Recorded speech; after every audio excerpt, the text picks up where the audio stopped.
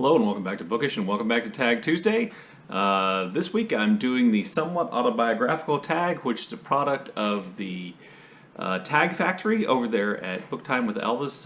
Mark makes some great tags, and this is one of them. And I was tagged by my good friend Alan over at Big Hard Books and Classics. I'll leave links to both of their tags below. I don't think I'm going to specifically tag anybody because I'm behind on my tags, and I didn't spend the time going to figure out who had done the tag and who hadn't done the tag. So I'm gonna issue the standard statement.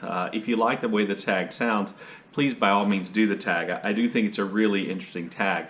I have the questions here on my phone, which are fairly extensive, and then there's a list that I have to go through. So good tag. Looking forward to getting into it. I think it asks some interesting questions and questions in somewhat of a different way, and some unique things I haven't seen on a lot of booktube tags in the past. So problem number one: what was the #1 best-selling book, fiction and nonfiction, on the day you were born?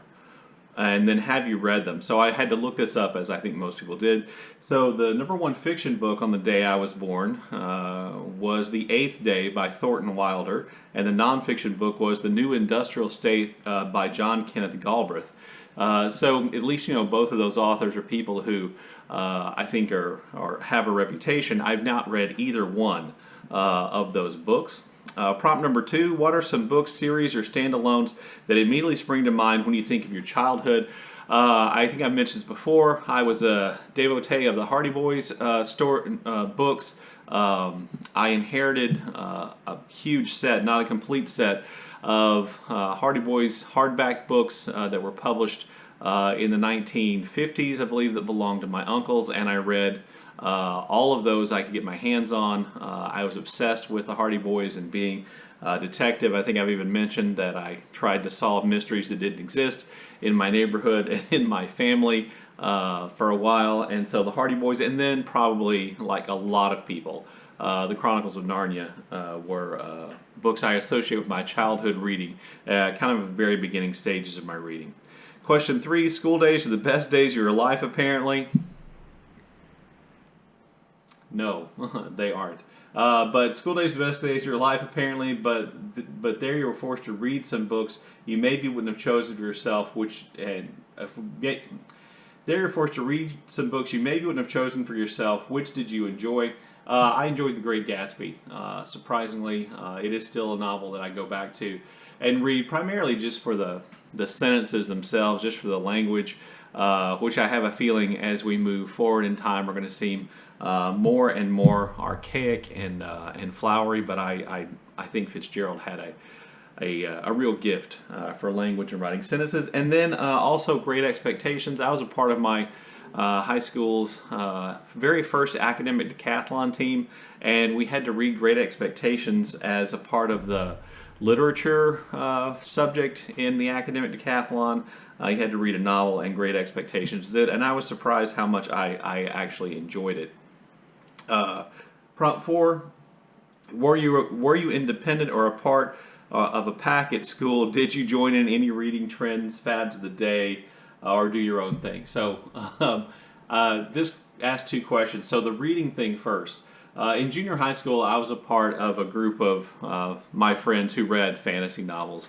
David Eddings, Terry Brooks. We, of course, read Tolkien.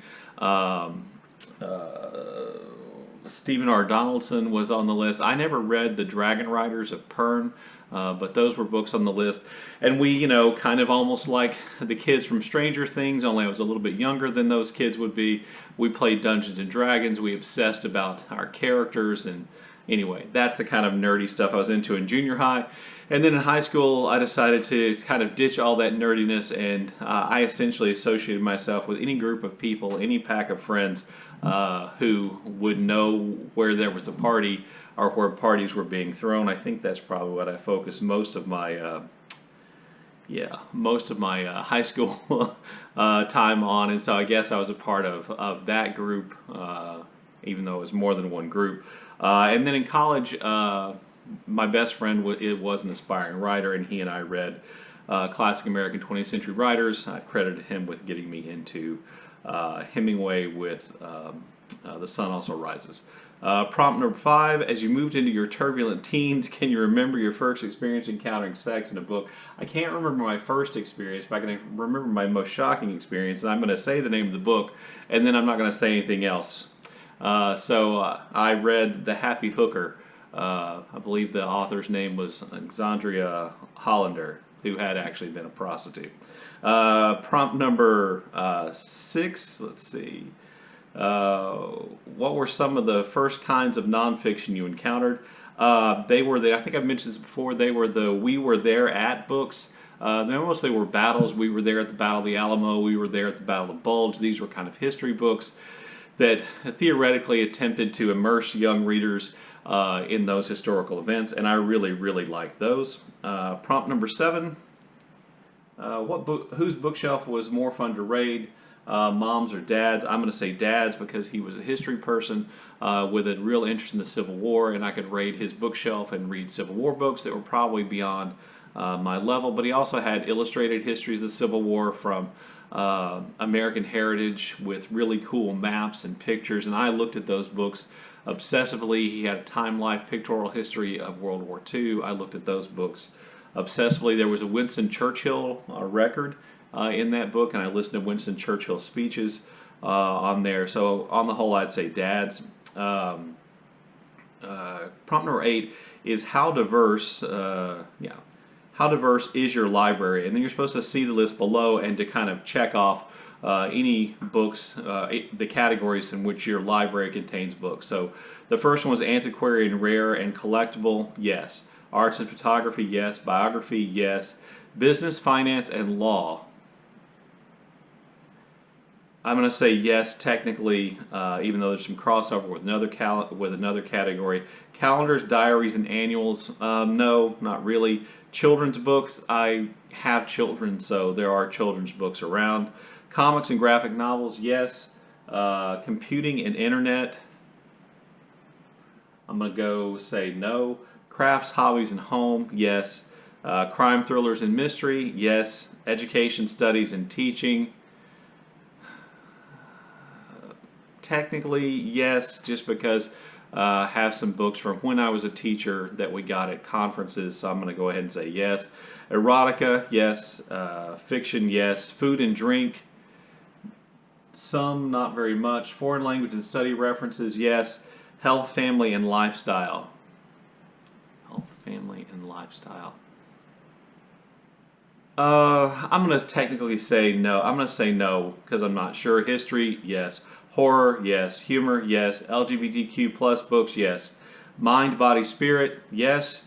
Music, stage, screen. Music, stage, screen. I think the answer to that is no. I can't think of a specific music, stage, screen book I have. Poetry, drama, and criticism, yes. Politics, philosophy, and social sciences, yes. Reference, yes. Religion, spirituality, yes. Romance, yes. School books, yes. Science fiction and fantasy, yes. Science, nature, and math, yes. Scientific, technical, and medical, 1 or 2. Sports, hobbies, and games, yes. Travel and holiday, yes. University textbooks, oh wait, yeah, yes. And young adult, technically I borrowed some of my daughter's young adult books so I could read more widely. So there you go, that's the diversity of my shelves. Prompt number 9, to scroll up on my phone. What types of books do you find difficult to discuss? The type of book I find difficult to discuss are the ones I really love for reasons that I can't really articulate. I did a video about that, and maybe I'll do that cool thing where you leave the thing up there. I think it's called Books I Love, even though I don't understand why, or Books I Love but don't understand. That's what I mean by that. Prompt number 10, in what way do your life experiences and emotions shape your choice of reading? I'm not sure my life experiences do, but my interests do. Sometimes my interest will just get piqued in something, and I'll read a lot about it, whether that's World War I, which I read fairly obsessively and still do, whether it's World War I fiction written by American authors, yes. Books about the political disintegration of sub-Saharan Africa, yes. Books about quantum physics, yes. I just kind of get interested in something, abstract expressionist art, yes, I get interested in something, and I kind of like dive into it and read about it for a while, and then usually move on to something else. Question prompt 10: In what way do your sorry, that was 10. Prompt 11: In much the same way as our taste for food changes, so perhaps does our taste in books. How would you say your own reading tastes have evolved over the decades? What I would say is that my reading interests have become far more diverse. I started off almost exclusively reading 20th century classic works of American literature and then history, and that has spread out. And BookTube has been one of the main vehicles that's helped me do that. Let's see, prompt 12. Unfortunately, we all feel down at certain times. Have you got a go-to book to raise you back up? I don't as an adult, because pretty much reading in general does that. But I mentioned this before. When I was in high school and junior high school, I just obsessively was in the process almost constantly of rereading The Lord of the Rings. And they did provide me that comfort, whether I was sad or just, reading or not. Prompt 13. If you had to choose one book or author to represent each decade of your life, who or what would they be? The books should be ones you read in that decade, not necessarily published in that decade. Okay, so here we go. So I'm 53 years old. I'm going to do 4 decades then. Before 10, like I said, those We Were There at the Battle of, or We Were There books, and then the Hardy Boys probably. In my teens, as I mentioned just recently, Lord of the Rings, so Tolkien. In my 20s, again, I mentioned this, American 20th century classic authors. Hemingway, Faulkner, Fitzgerald would be the big 3. In my 30s, the works of Thomas Boyd, who I did research and writing on. In the 40s, I would probably say Toni Morrison, W.G. Sebald. Those would probably be 2 that are pretty representative.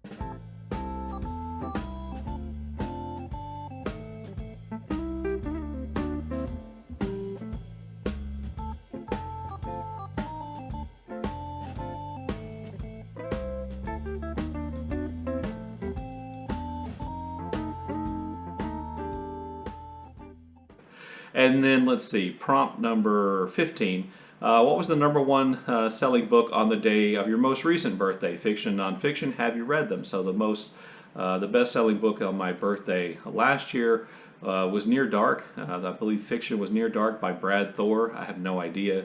And then Too Much and Never Enough by Mary L. Trump, the expose by Donald Trump's niece, which just further solidified the idea that he is a narcissistic, dangerous, megalomaniac prick. I haven't read that, but I think I got the gist of it. Anyway, there you go. There's the Somewhat Autobiographical Tag. Thanks to Mark for creating it. Thanks to Alan for tagging me.